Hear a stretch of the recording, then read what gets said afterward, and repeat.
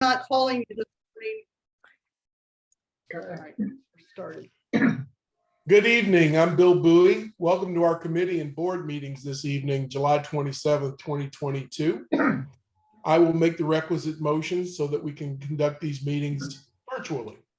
To conduct this meeting wholly electronically and to effectuate both the emergency procedures authorized by FOIA and the Fairfax County Emergency Ordinance, Park Authority Board needs to make certain findings and determinations for the record, as we did at our first electronic meeting.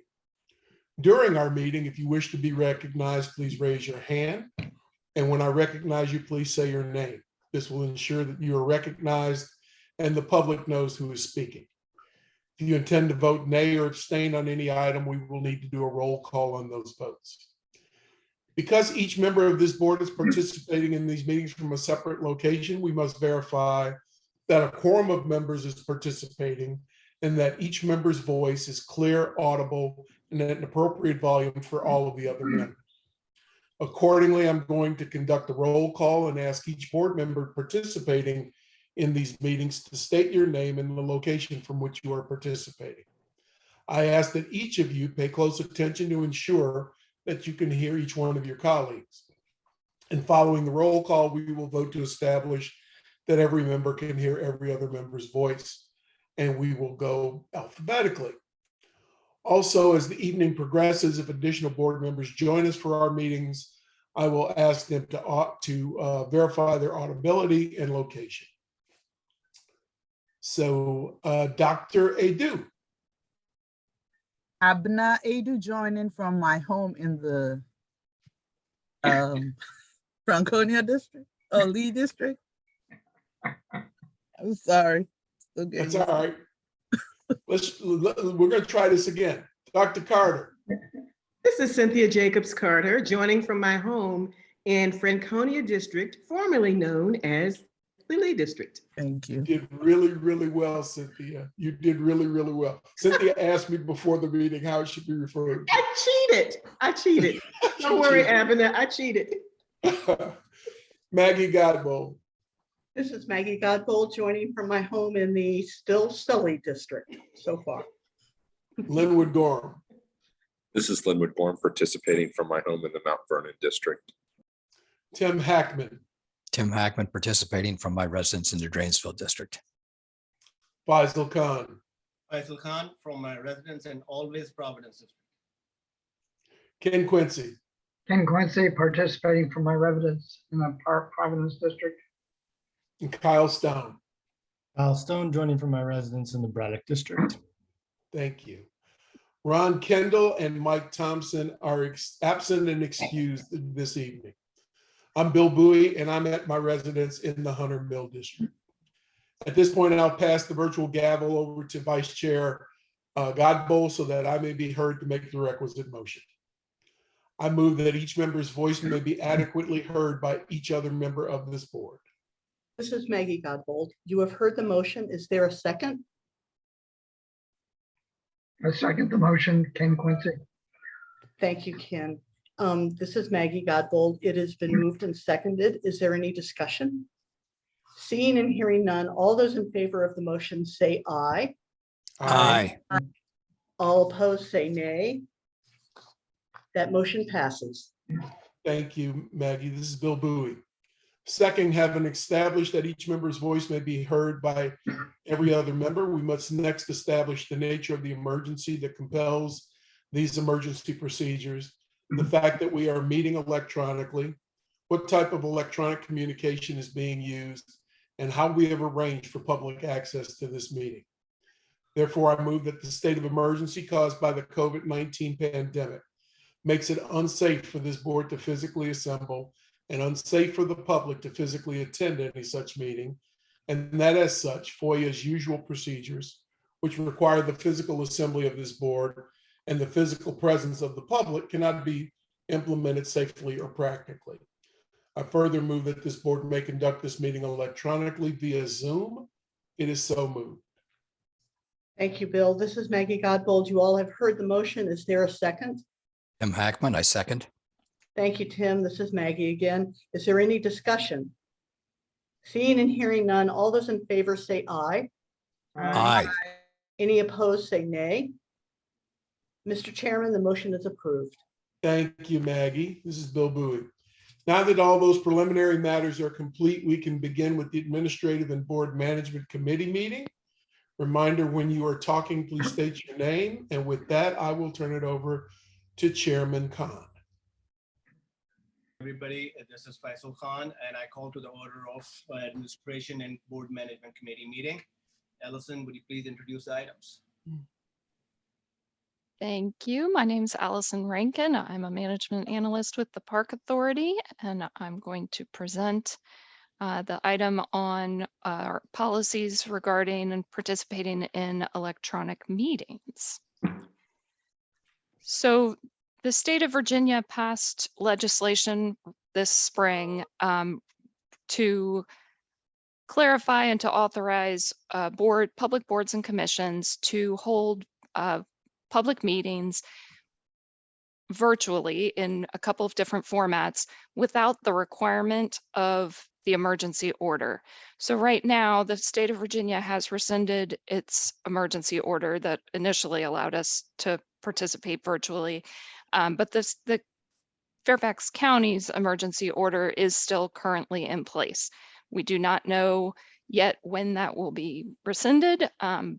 And this new legislation will go into effect September 1st. So should the emergency order be taken down between now and then, we need to have these policies kind of updated and in place before we go into the fall. So we're looking to revise our existing policy 111 for remote participation in public meetings, and we need to create a separate policy 112 for kind of a different category of all virtual public meetings, similar to what we're doing tonight. So the first one, revising policy 111, we're proposing changing the name of that policy to describe it a little more accurately, to clarify that this is addressing meetings where we're allowing remote participation. So these new changes clarify that the policy applies to any board or to the board and to any committee or subcommittee, as well as any other entity of the Park Authority Board. The policy applies when we are predominantly having an in-person meeting. So we have quorum, it's in the boardroom or at another location, but the quorum is together in one space. And for whatever reason, several board members may not be able to participate in person, but are joining remotely. The other caveat that the state added to the legislation was that written requests to participate remotely and the response from the chair must be maintained for 1 year.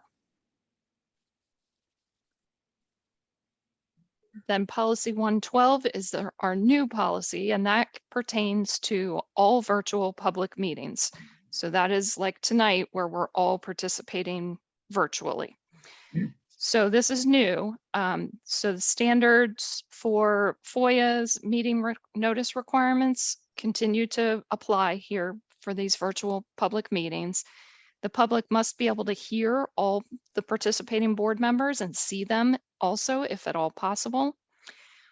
We are permitted to conduct up to 25% or rounded up to the next whole number of calendar year meetings in this all virtual format. So based on our typical meeting schedule, that would be approximately 5 meetings per year that the board would be allowed to hold their board meetings or other public meetings in the all virtual format. The next stipulation is that we also have to provide a live contact, and that can be a phone number or an email address for the public to be able to notify us during the meeting if our electronic transmission has failed for some reason.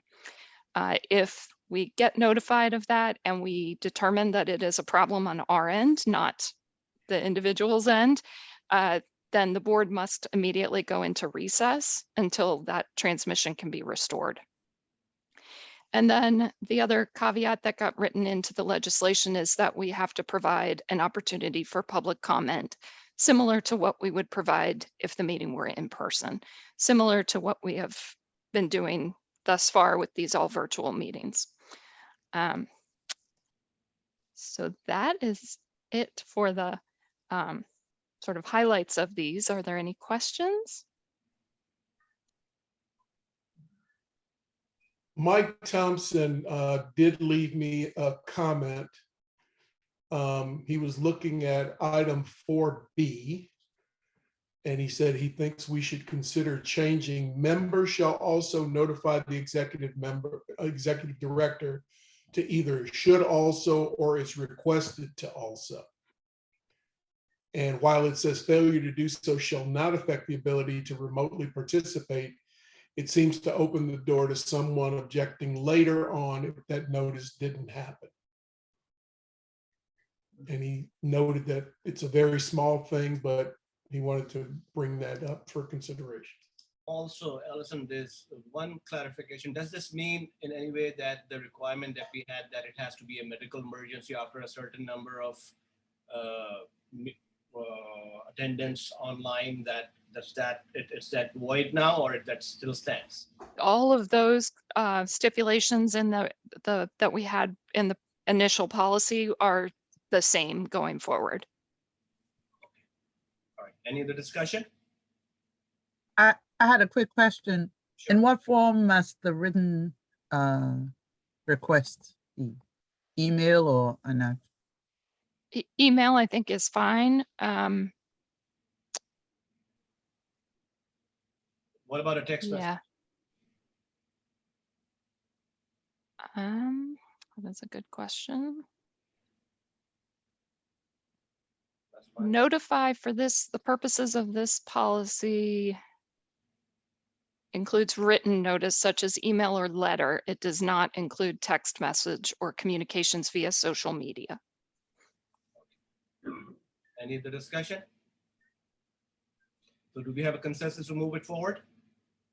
Yes. Yes. Yeah.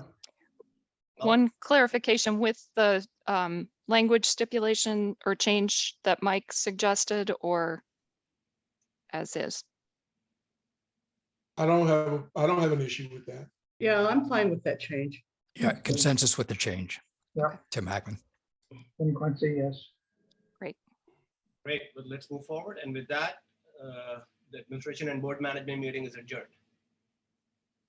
Thank you. Hang on, just Now, I'm Ken Quincy, and I will call the Budget Committee meeting to order at 6:15 p.m. And I will ask Mike Peter to introduce this item as well as all the other items. This is your show, Mike. Thank you very much, Mr. Quincy. Allison, would you mind putting the slides up?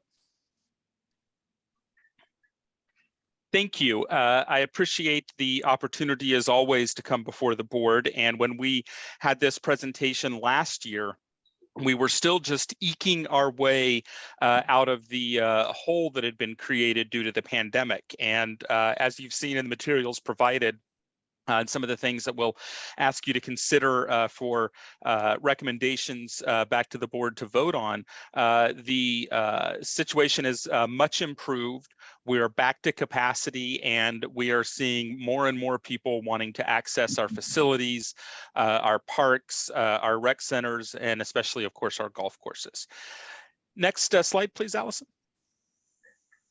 The first item, we will go through very quickly the general fund, so you can get a sense of our year end, the general fund side, as well as our carryover into FY23. Next slide, please. So what you see in front of you on the left-hand side, we have the FY22 numbers. It shows what our final year-end budget was. It was an expenditure budget of almost $9 million with revenue from RecPac of $411,000. We came in at $307,000 for RecPac because that is a program that certainly is continuing to open even greater, but not necessarily at the levels that were anticipated earlier in the year, although we are back in FY23. you can see that our total actual out the door expenditures were $28.1 million, which left a total net of $716,000 left in our expenditure authority there. Of that, the reason I wanted to show you the adopted and revised for FY23 is you can see that $712,000 is actually carryover for expenditures that were already encumbered, but we just haven't received the equipment yet. Or we hadn't, at the time that we closed the books, received an invoice for the services yet. So really, when it comes down to it, when we have the capability to expend our general fund dollars, when you look at the difference there, we actually left about $5,000 on the table. Next slide, please. So then looking into the same for the revenue and operating fund budget, which again, I'd like to thank the board for your support, of course, as always, but certainly the support as we did a budget revision towards the end of the year to make sure that we could cover all of our expenditures. And you'll see in the next slide that it's reflected here, just to remind everyone of where we were from the depths of the pandemic, where we had a funding gap at that point of $8.5 million. And we began way back in FY20 to start to dig out of that hole. We had used all of our money in our revenue and operating fund stabilization reserve. We had also used all of our unassigned money in the revenue sinking fund and our appropriated monopole revenue. We then moved into FY21, where we were facing a almost $3.5 million gap. So we did make quite a bit of headway in terms of addressing that gap. But then we moved into this last year, and we were still in FY22 at almost $3 million. And you can see what we did to be able to plug that hole. And we talked about this at this time last year. The board approved $916,295 in the FY21 appropriated monopole revenue to be able to help fill this gap. We were able to retire the need to have a debt reserve of $700,000 for Twin Lakes and Oakmar. We used almost $3 million from the general fund.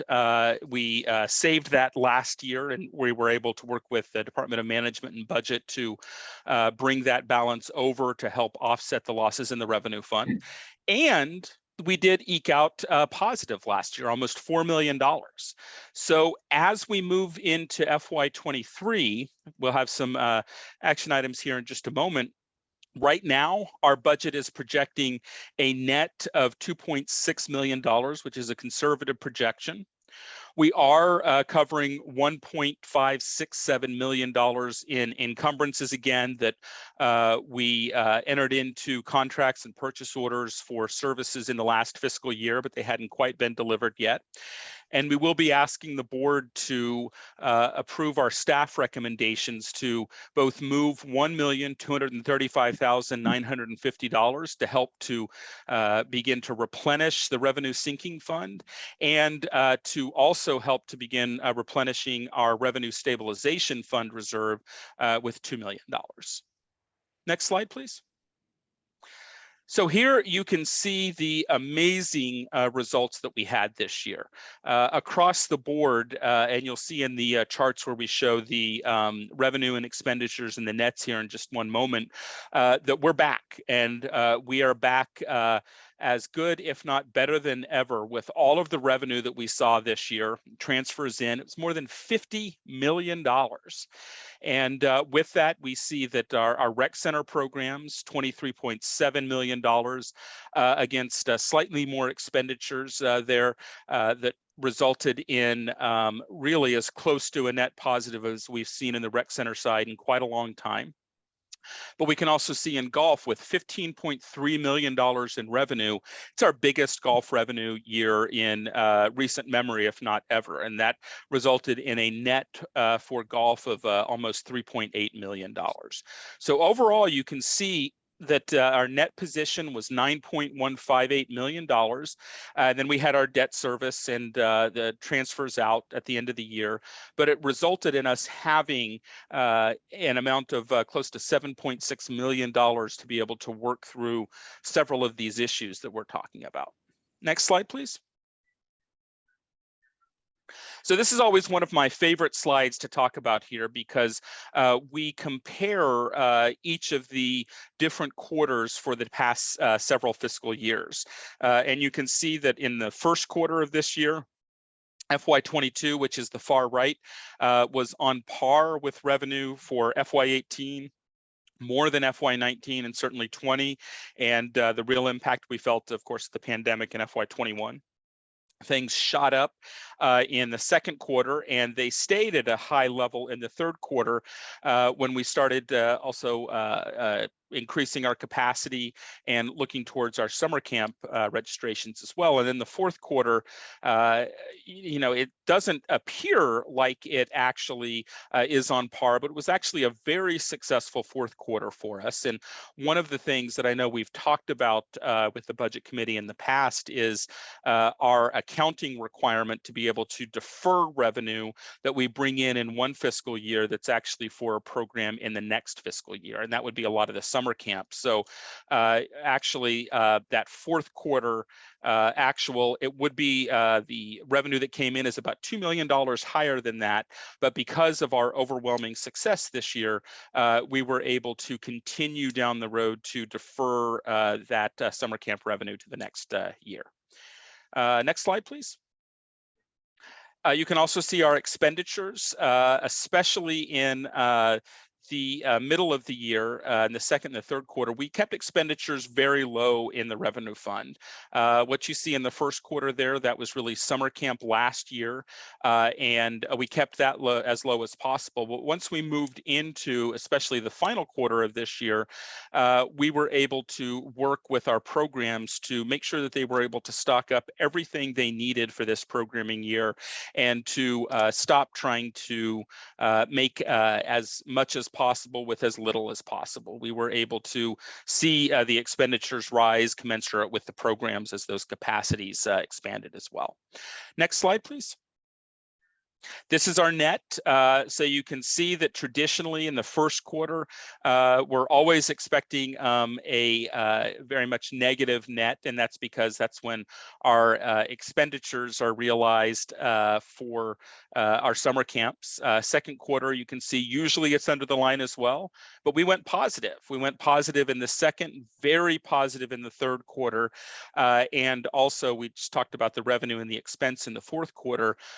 We really look at that as a success as well. Next slide, please. So then this shows you sort of all combined how things ended up looking. So our board, authorized a revised budget, as you can see on the far left, of $49.4 million in revenue and $45.2 million in expenditures. And the actuals came in at $51.2 million in revenue and transfers in, with $43.6 million in expenditures.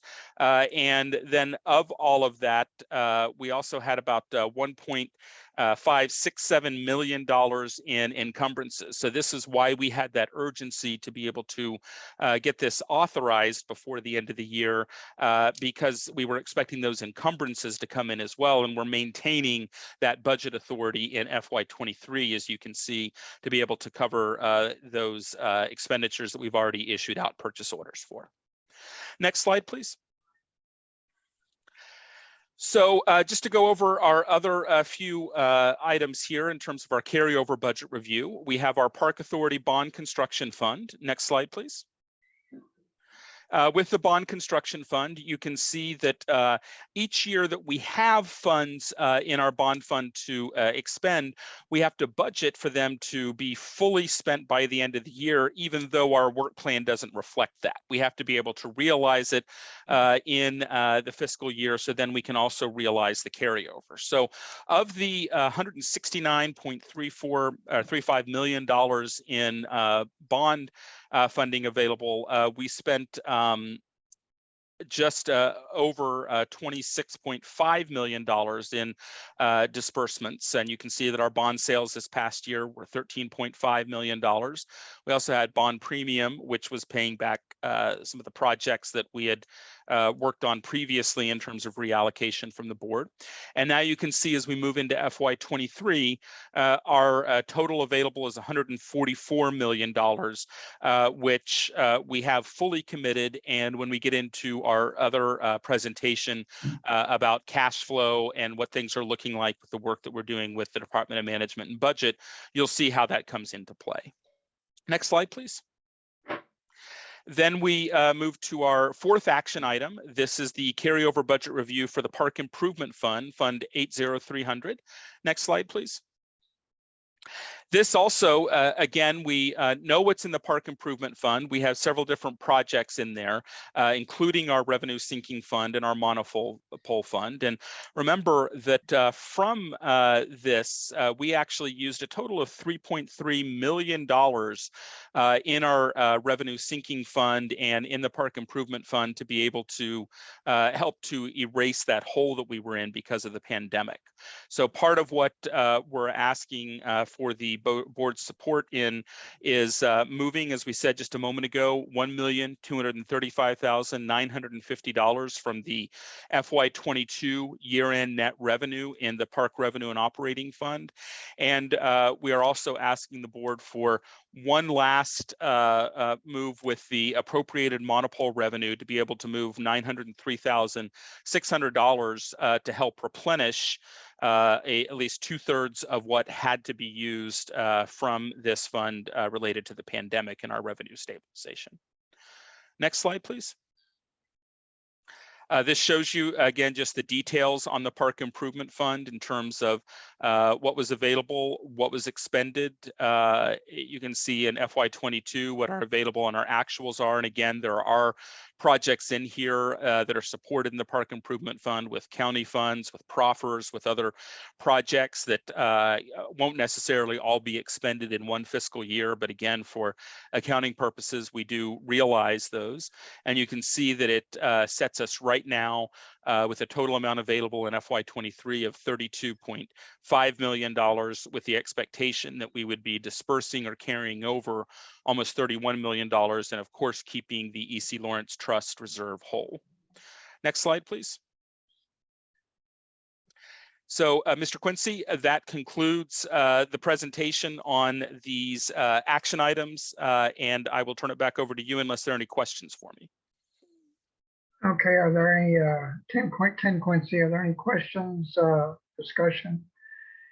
These are listed separately, so I'll ask for the consensus separately also. But before that, any questions, discussion? Okay, regarding FY 2022 carryover budget review, Fund 10,001, Park Authority General Fund, is there consensus to move this forward? Yes. Yes. Yes.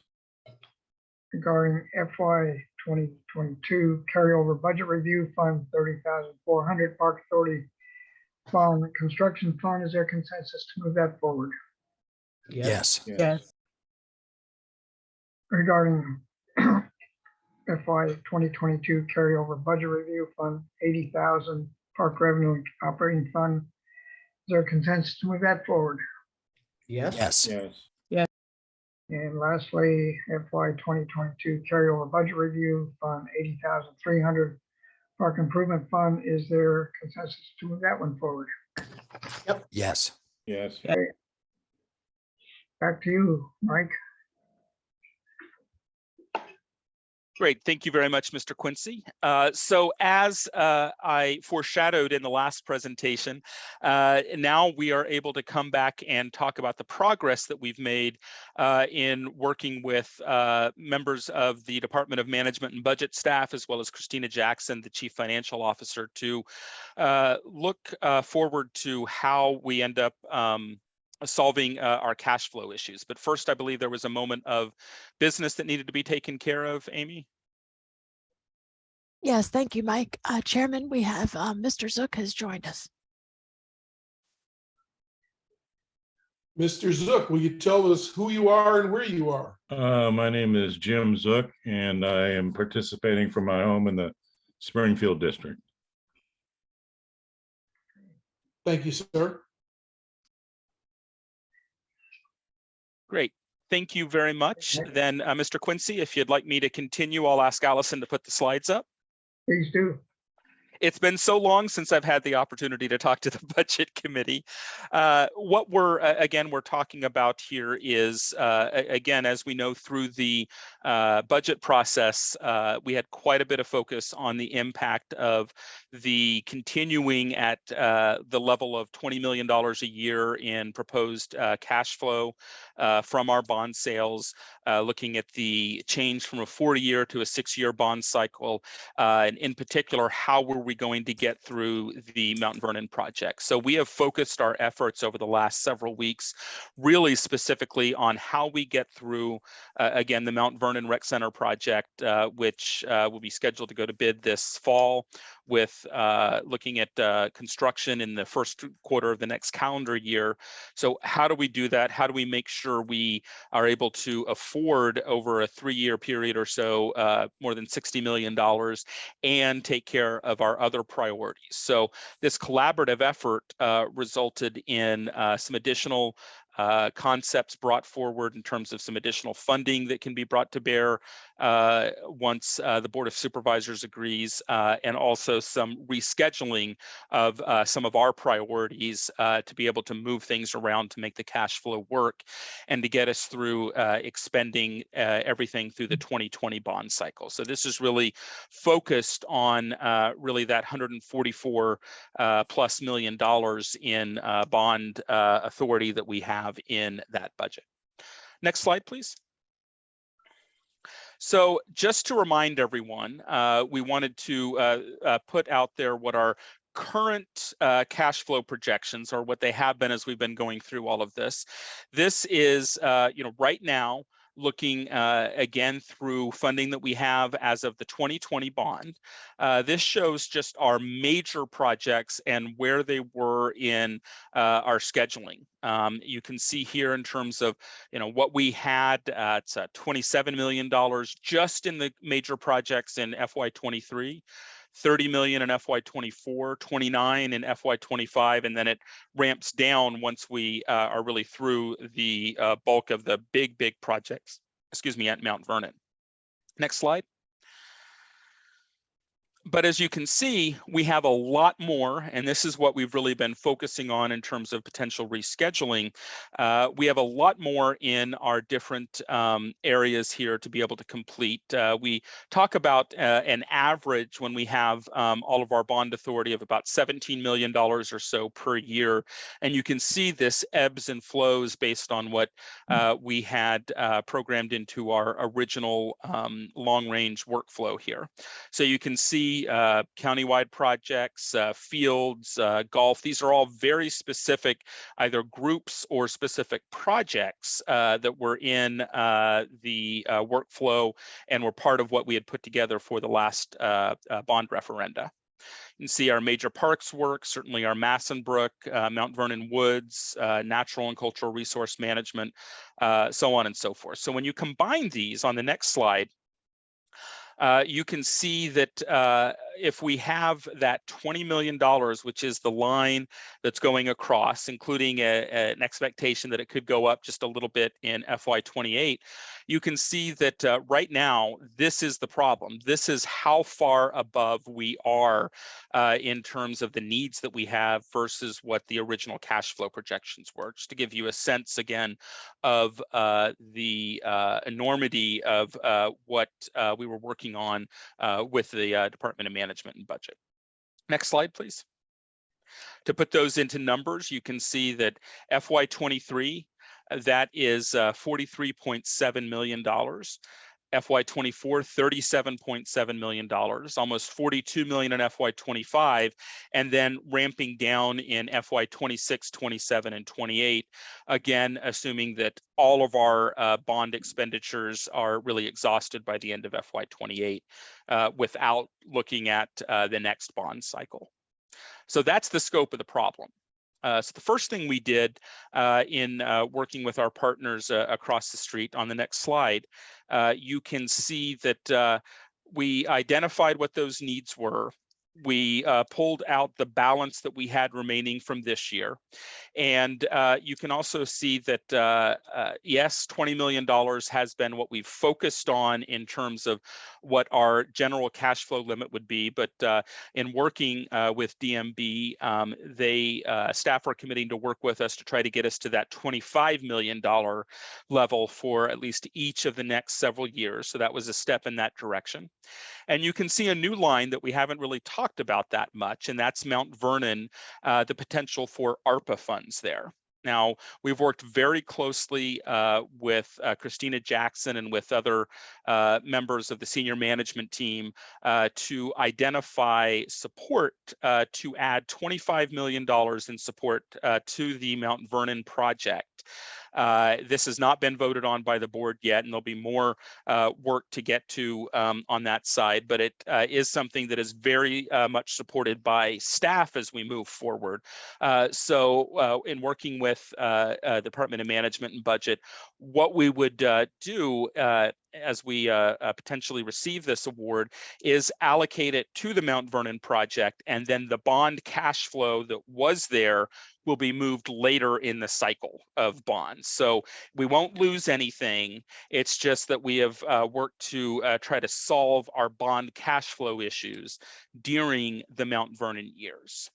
One of the other things that staff have worked with us to confirm is land acquisition. We have $3.8 million still in bond authority for land acquisition.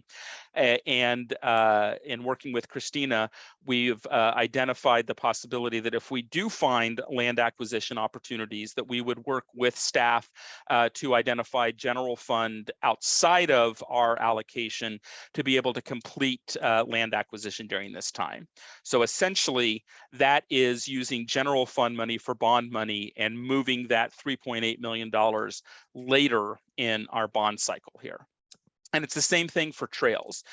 We have been notified that potentially this year, like last year, we will have a sizable sinking fund contribution from the county when things are voted on this fall. And we have agreed with staff that for these 3 years, the amount of money that we had been planning to spend on trails from our bond proceeds, that again, we would use our sinking fund for that. So it's about $2.8 million. And again, that would come back to us in cash flow at the end of this process. So all of that work right there then reduces our needs in terms of what we're over or under. You can see that we're having issues in FY23 and FY24. It's a lot closer than being $20 or $25 million over. We have a $5.5 million problem in 23, a $2 million problem in 24, and then it looks like things are evening out in the out years there. So what we did working with Jay and Sarah and Amy and our planning and development team, we then took a look at all of our work plan items and where we had proposed to use our bond cash flow throughout the system. And we went about solving the rest of that issue by rescheduling some of our projects. So you'll see that we've moved some of that overburden on 23 and 24. You'll see those things moved out later in the process, along with things like land acquisition funds and trails funds. So if you can go to the next slide, please. We struggled with how do we show this to show that we're really either moving, adjusting, or starting things at different times there. So just to give you a quick synopsis, you can see that in green we have areas where the dollars are adjusted. And that would mean that we return some bond cash flow authority to our system, because, for instance, if you look at Patriot Park North, there was more spent last year than what we had originally intended for this year. And you can see that we've adjusted some dollars out in some of our projects, like our Cub Run Rec Center project. That's for the child care room.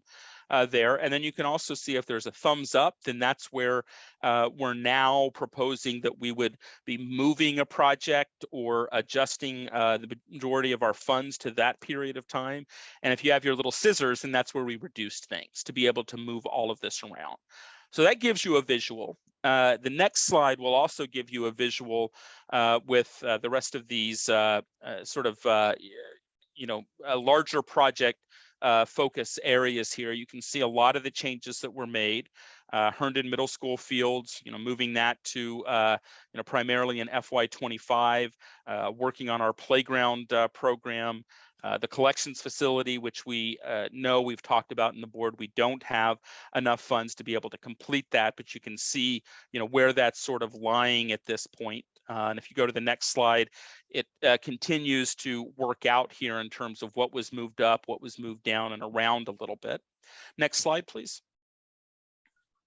And then you start to see the dollar amounts. So if you have a green here, that means that that helps us in terms of our cash flow problem.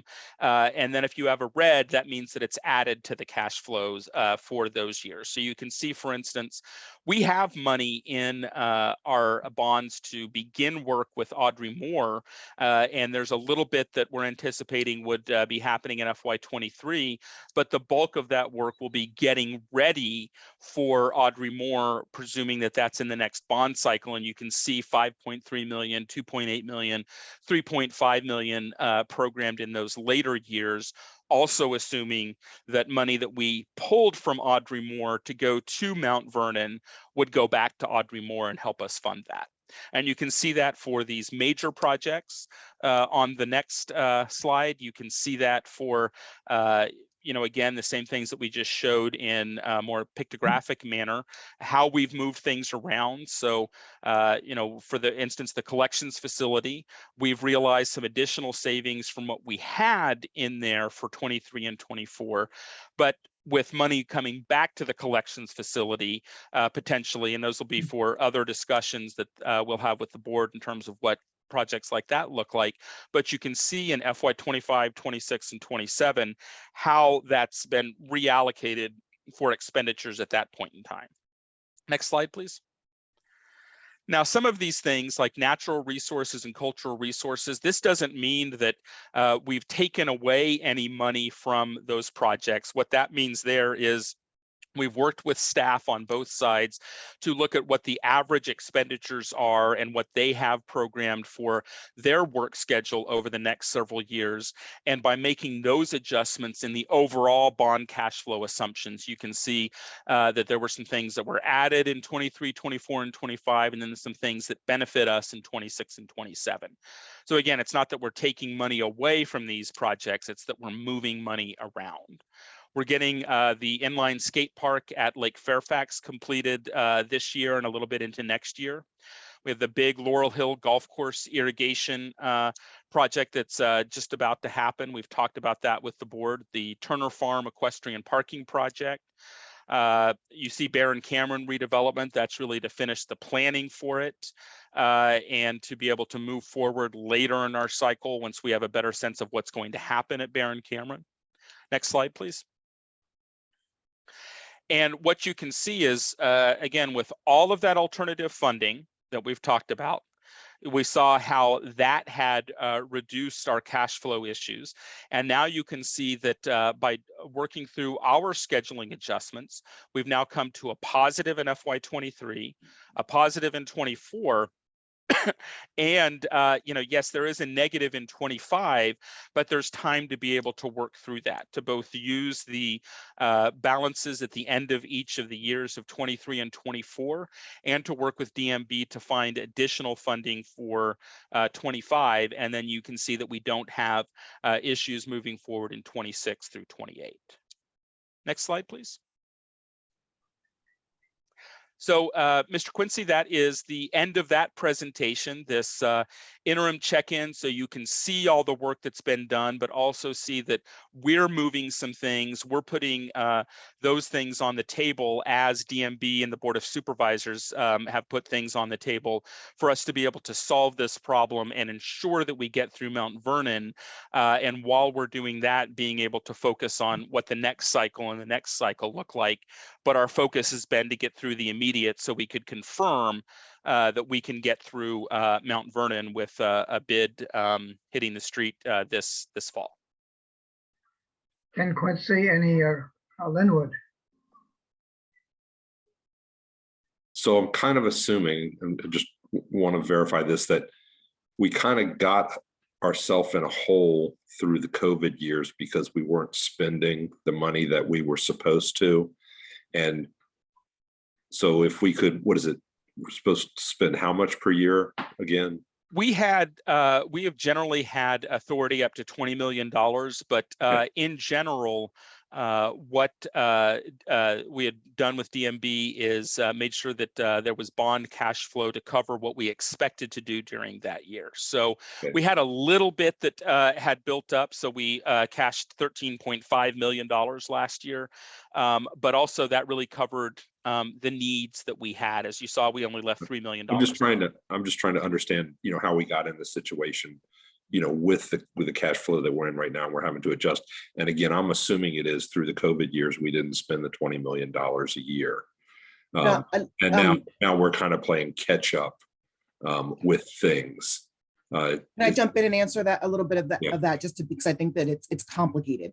And so a lot of projects were delayed during COVID, but the way that remember we talked about it a few months ago, the way that we bank projects in order to be able to pay for large projects during COVID, those weren't used. So we were banking that money. I call it banking. We were holding that money for Mount Vernon, which is why we're going to be using 20 million. We were holding that money for Mount Vernon because a lot of agencies weren't spending the money. There was a miscommunication between us and DMB that we've since ironed out, so they understand how we utilize our bond, where that we didn't need that money. So those bonds weren't sold. And so it's a little bit of that, and it's a little bit of the cap for the entire county. Then we had cap limits for the entire county. So it wasn't that we had projects that we were ready to do and did not complete them. We spent as much money as we were planning to spend in that year, but we had banked. Am I making this more confusing, Mike? But we had banked, okay. We had, in our minds, let's say we have $20 million. We were purposely, and I'm making these numbers up, I'm just making it easy. If we planned on spending 12 million, but then taking $8 million and putting it into the bank to be able to spend on Mount Vernon, because we knew we had a big ticket item to spend next year. That's how we managed our CIP. The assumption then across the street was that we didn't need that money. And so now with the funding cash limits for the county, that money wasn't in the bank anywhere, that it wasn't there anymore. And so now we had cash flow problems because we're up to the county has a spending limit for the year. So it was a misunderstanding of how we manage our CIP and that we bank in order to pay for the large projects. The assumption across the street was we didn't need those dollars. So now it's fixing. That was the whole working with DMB. We fixed it. We both understand we're going to be right sizing. We're not going to bank anymore. We're just going to make our CIP the cost that we need. But I don't want to leave it at that. We had projects on the table that we didn't do. We did all of the projects that were scheduled under the cap that we created in order to pay. Very well explained. Thank you. Okay. Well, we didn't do the rec center. Well, the Mount Vernon Rec Center, we had to pay for the big ticket item. So we needed to have the cash or the money available to pay for Mount Vernon. But that money now doesn't exist. So that 20 million ARPA that Mike is talking about is really that money that we had banked before. It's kind of looking at different funding sources for that. Usually we would just go into our bank, so to speak, to pay for Mount Vernon, but that doesn't exist anymore. So now we're using the counties, that we're working with the county to use ARPA to cover that gap. And Jay, if I can just, add on to that, when you look at the history of what our bond spending has been, it has been an average of around $17 million each year, with a few bumps like Oakmar and Laurel Hill. But we're now entering into a whole new phase for our capital projects, where Patriot Park North, huge, Mount Vernon, bigger than what was originally anticipated. And now, we're looking at every cycle having something big, because our rec centers, our different facilities are all coming up on their useful lives. So, we've solved, as we said, the Mount Vernon problem here, but we're no longer going to be at $17 million a year anymore. That's the baseline to just cover our needs outside of a big facility, outside of a rec center, what have you. So this is a new beginning, really. I'll just add Sarah Baldwin, Deputy Director. FY20 was our highest spending year since 15. So 18, we spent 18.5, 19, we spent 16.7, 20, we spent 19.2, and then 21, we spent 16.4. And so it's the spending over the COVID years was very similar to the spending in previous years. It really goes back to what Jay mentioned, us banking money. So we had that money for Mount Vernon when it was time to spend it. Yeah, and the timeline, original timeline, I'm just realizing this and it's clicking together, is the original timeline for Mount Vernon was for a lot less money than we're talking about right now. And that's where we got into trouble, was that basically 1/3 of what it's going to cost us now was never anticipated and needs to be factored into these years. Okay, hey, thank you very much for talking until I finally understood it. I think I talked until I understood it. It's possible. Any other questions, discussion?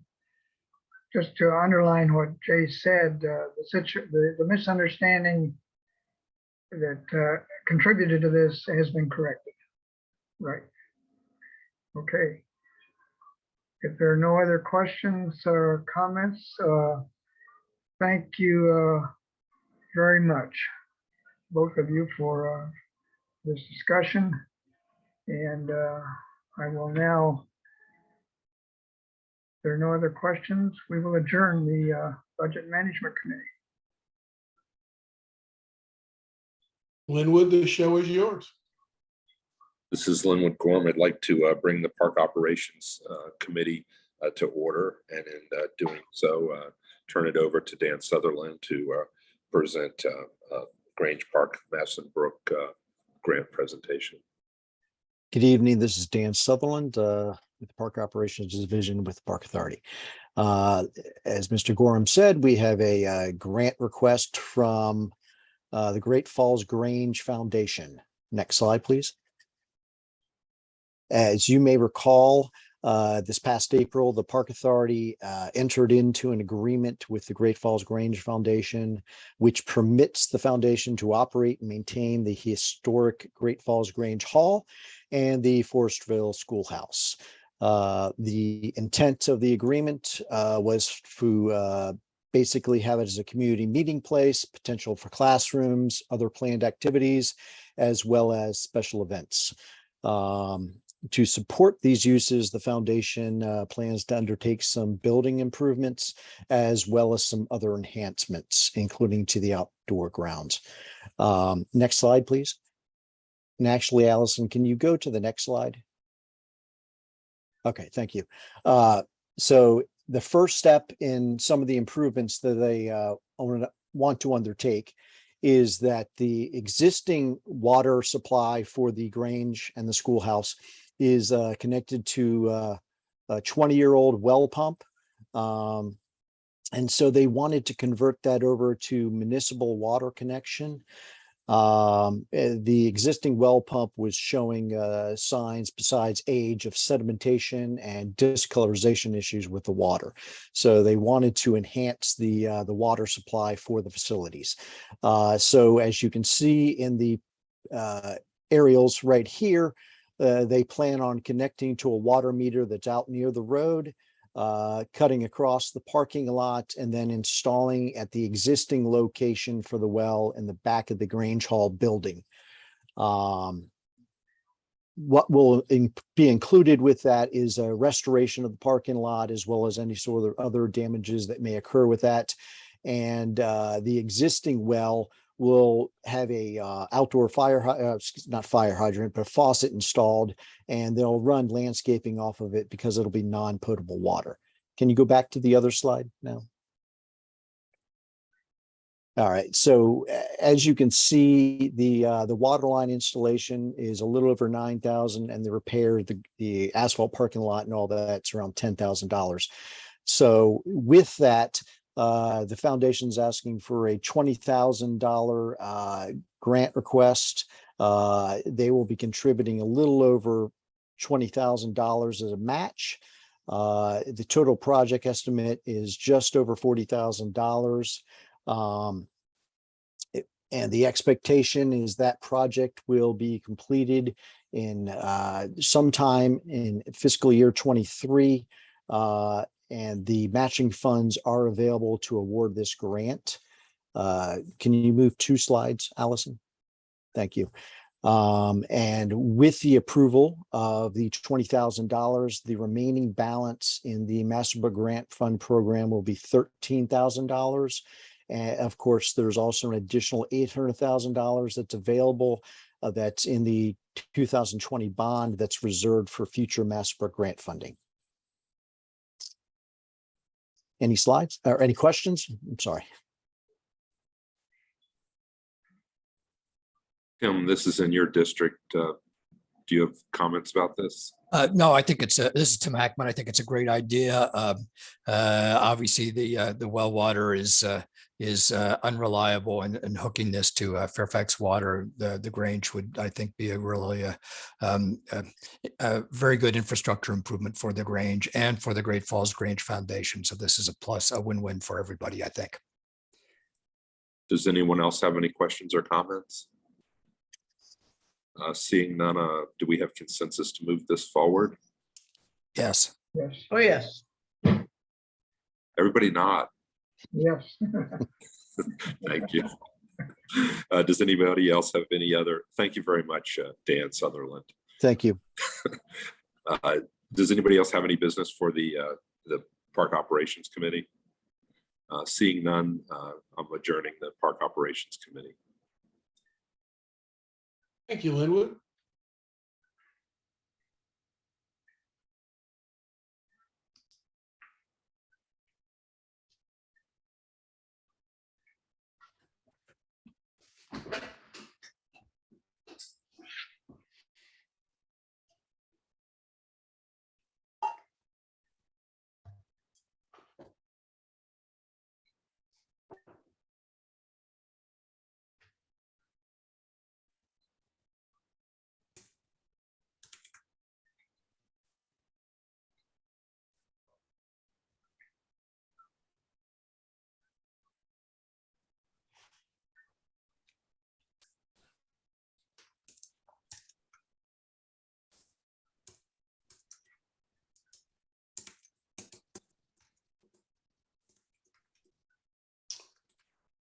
All right, it is 7 o'clock. This is Bill Bowie, and I'd like to call to order the meeting of the Park Authority Board this evening, July 27th, 2022.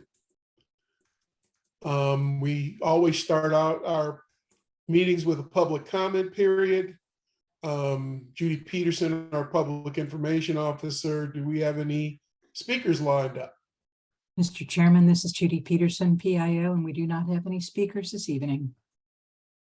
All right, thank you. Okay, then we will proceed on to administrative items. Admin item number 1 is the adoption of the minutes of the July 13th, 2022 Park Authority Board meeting. This is Maggie Godbold. I second the motion to move the to adopt the minutes. Is there any discussion? All those in favor say aye. Aye. Any opposed say nay. That motion carries.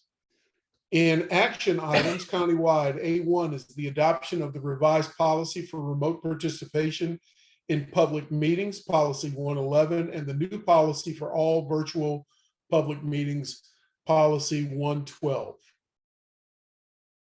This is Faisal Khan. I make a motion to approve the adoption of revised policy for remote participation in public meetings, policy 111, and the new policy for all virtual public meetings, policy 112. This is Maggie Godbold. I second that motion. Thank you. Is there any discussion? All those in favor say aye. Aye. Any opposed say nay. That motion carries. Countywide A2 is the FY 2022 carryover budget review, Fund 10,001, Park Authority General Fund. Ken Quincy, I move to approve the FY 2022 carryover budget review status fund 10,001 Park Authority General Fund. This is Maggie Godbold. I second that motion. Is there any discussion? All those in favor say aye. Aye. Any opposed say nay. That motion carries. Countywide A3, the FY 2022 carryover budget review status for Fund 30,400, the Park Authority Bond Construction Fund. Ken Quincy, I move to approve the FY 2022 carryover budget review status fund 30,400 Park Authority Bond Construction Fund. This is Maggie Godbold. I second the motion. Is there any discussion? All those in favor say aye. Aye. Any opposed say nay. That motion carries. Countywide A4 FY 2022 carryover budget review fund 80,000, which is the Park Revenue and Operating Fund. Ken Quincy, I move to approve the FY 2022 carryover budget review fund 80,000 Park Revenue and Operating Fund. This is Maggie Godbold. I second the motion. Is there any discussion? All those in favor say aye. Aye. Any opposed say nay. That motion carries. Countywide A5 FY 2022 carryover budget transfer fund 80,300, the Park Improvement Fund. Ken Quincy, I move to approve the FY 2022 carryover budget transfer fund 80,300 Park Improvement Fund. This is Maggie Godbold. I second that motion. Is there any discussion? All those in favor say aye. Aye. Any opposed say nay. That motion carries. In the Hunter Mill District, A6, scope approval for the Sugarland Run Bridge replacement. Ken Quincy, I move to approve the Sugarland Run Bridge replacement. Tim Hackman, I second. Is there any discussion? All those in favor say aye. Aye. Any opposed say nay. That motion carries. In the Drainsville District, A7, Great Falls Grange Park, the Mastonbrook Volunteer Matching Fund Grant Program request for the Great Falls Grange Foundation. This is Linwood Gorm. I move that we approve the Mastonbrook grant for the Grange request. Tim Hackman, I second. Is there any discussion? All those in favor say aye. Aye. Any opposed say nay. That motion carries. All right, information items. We have countywide. The information item number 1 was the legislative program previously shown to us, 2022. And countywide information item number 2 was the RMD outreach and community survey, which is ongoing. Chairman's matters.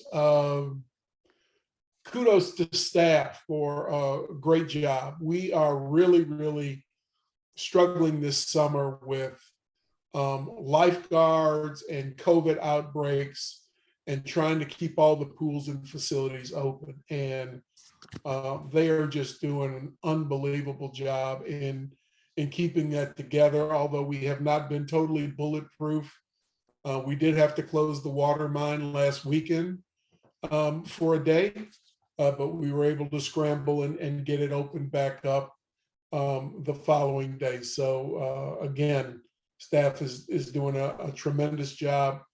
The concert series, all of them seem to be going really well. If you have not been out to one, please get out to one and check where it is in your particular district. And then Jay and Amy, Sarah, myself, and Carla Bruce had an opportunity yesterday to present to the HHS team committee for the Board of Supervisors, which is part of the Committee of the Whole, basically to go through our equity plan in anticipation of further discussions that we will have in September when we have the joint BOS Park Authority board meeting. A very good exchange, good interaction back and forth. And I think we revealed yesterday a number of statistics, especially around demographics and who's actually using our programs, that it was an eye opener for several supervisors, to say the least. So looking forward to continuing that. And with that, I will turn it over to Jay. Thank you very much. I'm going to attempt to share my screen.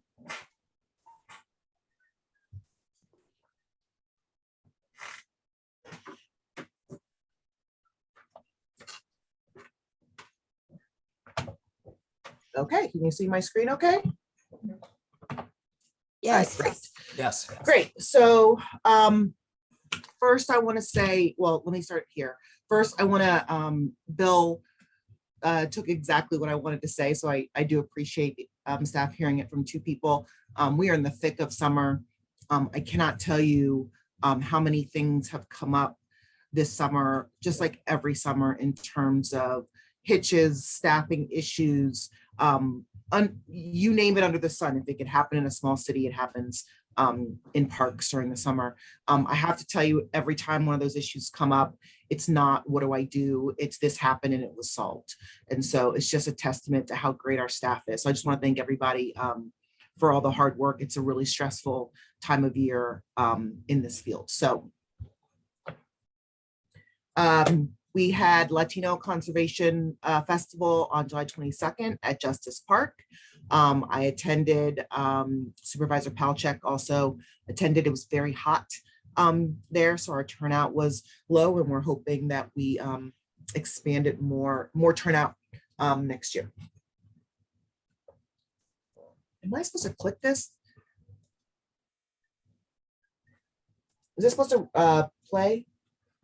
Yes, Allison? I believe it is. It's not playing.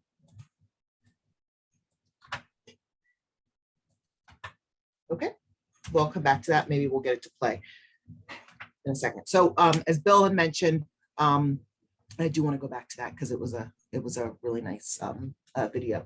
But as Bill mentioned, we presented yesterday, and it's apropos that he brought up the demographics out of the whole presentation, and I encourage you all to watch it if you can. I believe that Heidi sent you the link for that today. But if there's anything that we take away, it's really this slide. This is the slide that Bill was talking about race and ethnicity by line of business.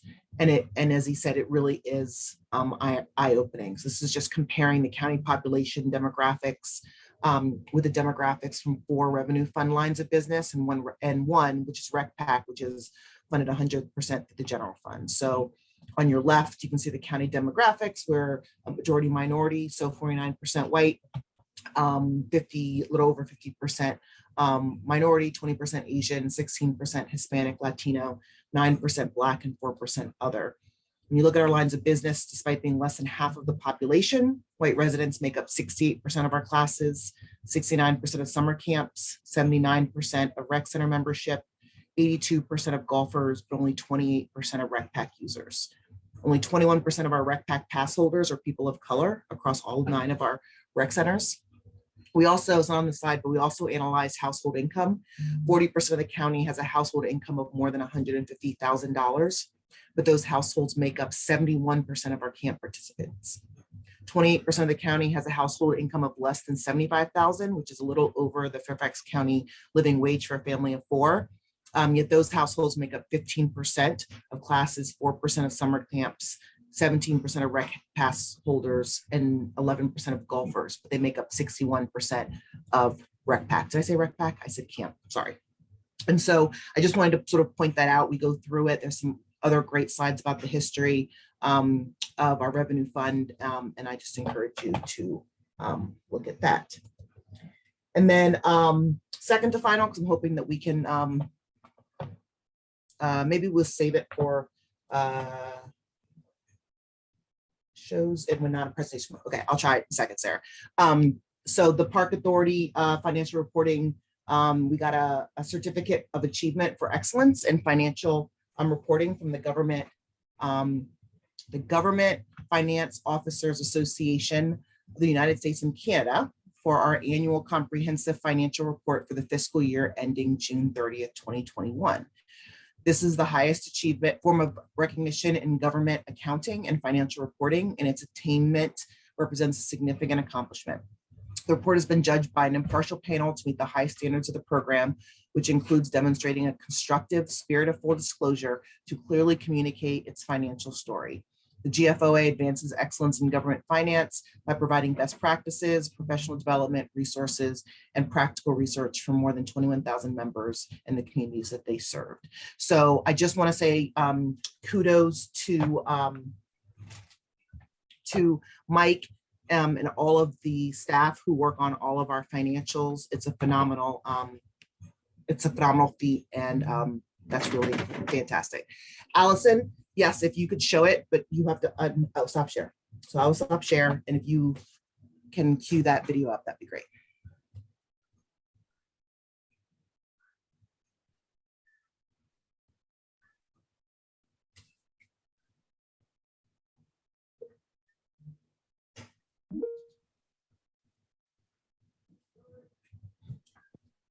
We can't hear the sound. Is the sound going? I think the sound starts just a bit in. 3, 2, 1. We're here at Hidden Oaks Nature Center to celebrate our grand reopening. We've been closed for just about 2 years since the beginning of COVID, and for construction and renovation. Sorry.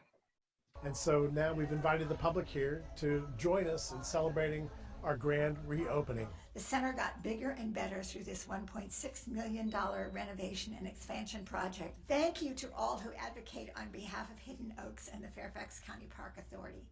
We need to ensure that our aging and well-loved parks and the entire park system have the resources to keep moving forward and thrilling generations to come.